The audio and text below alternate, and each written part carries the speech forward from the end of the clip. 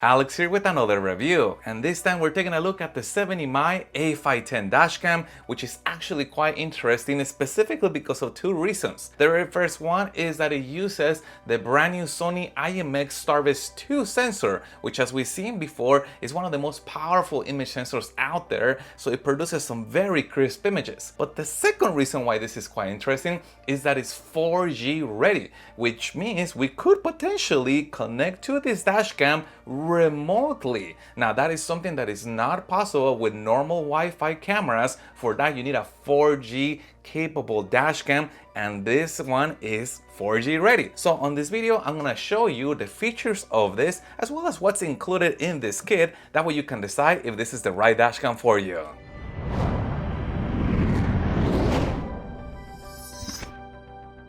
And as always, I have placed a link in the description down below to this dashcam in case you'd like to get one for yourself. As far as installing the dashcam, there is double-sided tape on the back. So I'm just gonna peel this back and I'm gonna place this on a clean windshield. Front camera viewing angle is adjustable. This is how far it goes in the up direction, and this is how far it goes in the down direction. And memory card bay is right here, and 70mai has already included a 64GB memory card. However, this can be upgraded with as much as 256GB of memory. And to power the dashcam, they have included this USB-C cable and an automotive adapter, which does have two USB ports, one for the dashcam and the second one for a device of our choice. And the rear camera is meant to be installed on the inside of the vehicle. There's double-sided tape right here. I can peel this back and then attach it to the car. Additionally, the mount allows for adjusting the viewing angle, and if I turn the mount all the way in this direction, now I can mount this against a vertical surface. And finally, here's the included extension for the rear camera. And we are shown the front of the vehicle, and also on this upper left corner we can see the rear view as well. And there are 4 buttons in the bottom. The very first one allows us to switch the view. Here's the rear. Switches again to the front only. Notice that there's no more picture-in-picture.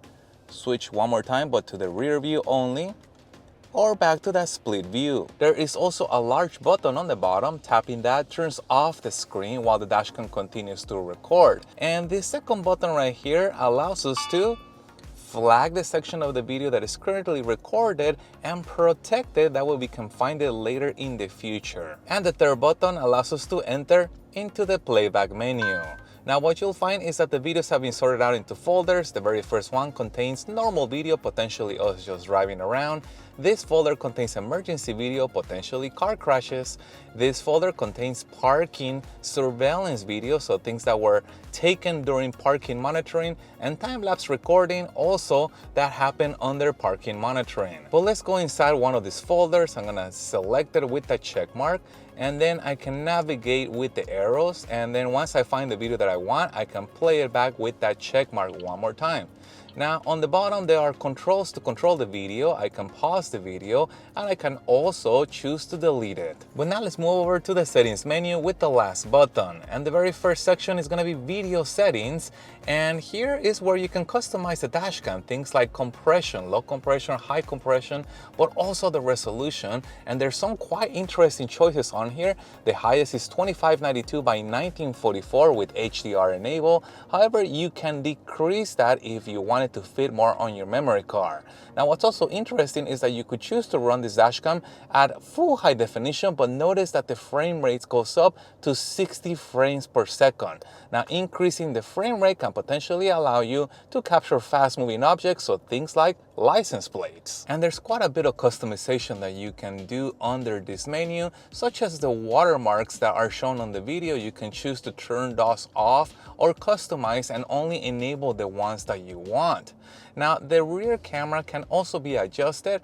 It can be changed both in the horizontal and in the vertical direction, and that is to accommodate for having placed the camera in the rear upside down.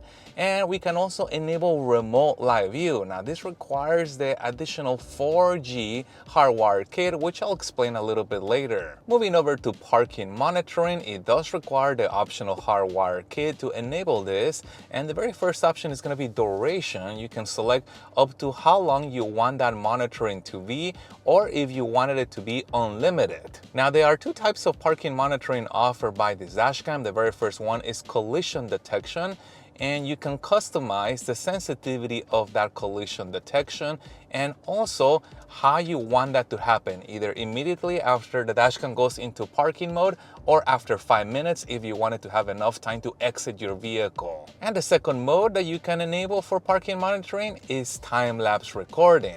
And it's gonna give you again a warning that if you run this for a long time, you are gonna consume quite a bit of battery power, but this could potentially be used to capture many hours of constant recording of parking monitoring under time-lapse format. And on their next page, we have Smart Travel, and here's where you will find the G sensor setting, which can potentially allow the dashcam to detect when you get into a car crash, so it can flag and protect that video for you. And you can adjust the sensitivity of that sensor between low, medium, or high. Now, the next item down, ADAS, is what potentially can allow the dashcam to warn you of a couple different things. When the vehicle in front of you has started to move, if you are departing from your lane, or from vehicle collision. Next up is sound settings, and here you can select whether you want the startup sound to happen, whether you want to record audio or not, and also the volume of the dashcam. Moving over to the next page, we get system settings where you can adjust the Wi-Fi and also enable a screensaver option. And here's what the screensaver will look like. Now, when the screensaver is on, the dashcam continues to record. You could also choose to have your screen off. Again, the dashcam will continue to record when the screen is off. And there's further customization under the system settings, including the system language. And I don't remember seeing a dashcam with this many options as far as changing the language of them. I'm gonna scroll through the list so you can see all the different languages that are available. Again, quite a bit of those in case you wanted to change it from the default one. And if I keep scrolling through this list, you get to speed. And here's where you can change whether you want this to be in kilometers per hour or miles per hour. And now that we've seen the features on the dashcam, let's take a look at the app. And the dashcam uses the 70mai app, which is available for Apple and Android devices, and it connects to the dashcam and shows us a live view coming from it. There are also icons in the bottom. The very first one allows us to switch over to the rear camera. Tapping that one more time returns us to the front. We can also enlarge the view with this icon. And once we are on this large view, we can also switch to the rear camera. And with this icon, we can take a picture. And with this microphone icon, we can temporarily turn off audio recording or re-enable audio recording. And one more time, we have another icon for taking a picture. Now let's take a look at album. Here's where you'll find videos and any photos. Again, they have been sorted out into different folders. Normal video, potentially just driving around. Emergency video, potentially containing car crashes. Parking surveillance videos. Time-lapse videos that took during parking monitoring, and photos. But let's go inside all videos, and you're gonna notice that there are two subfolders. The very first one is for the front camera, and the second one is for the rear camera. Well, let's go inside one of these folders and let's play back a video. I'm gonna select this one right here, and the video is gonna stream from the dashcam to the phone. Now, if I wanted to download a copy from the dashcam to my phone for safekeeping, I can use the download option, or I can also delete it from the dashcam using the delete option. You also have this check mark option that allows you to select multiple videos, either to download to your phone or to delete them. And finally, let's go inside of settings. And here are all the same settings that I showed you on the dashcam are accessible via the app. And now that we've seen the app, let's take a look at some driving video, including the audio test, to see how well this dashcam actually performs. And this is an audio test of the 70mai A510 dashcam, and I am sitting on the driver's side seat. And this is an audio test of the 70mai A510 dashcam, and I'm standing outside the driver's side door.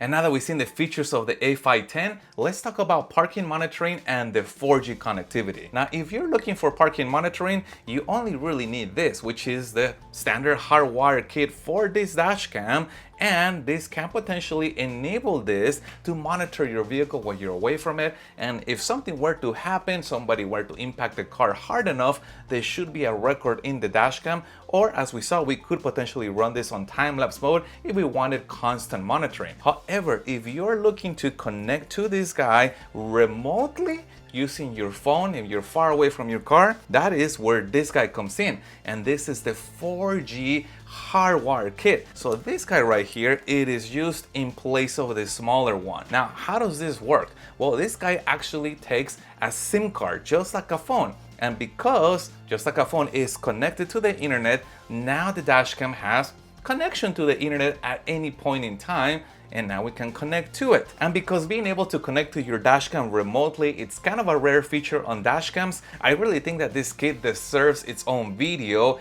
if not maybe even 2 videos, just to go over the amount of details and everything that encompasses using the 4G kit. So stay tuned for that video. And I also want to point out that this kit is not going to be for everybody. As exciting as it sounds to be able to connect to a Dashcam remotely, there is a cost associated with that. Remember, because this requires a SIM card, that means that now you have to pay a subscription for that SIM card, and currently this supports, I believe, 2 carriers. So depending on what they charge for the plan, you're gonna be paying monthly in order for you to connect to your Dashcam. So if you don't really need to connect to the Dashcam remotely, and I know a lot of people don't really need that capability, and you only need is parking monitoring, I'm gonna say go for the standard Hardwire Kit. You're gonna save money because there's no subscriptions since you don't connect to the Dashcam remotely.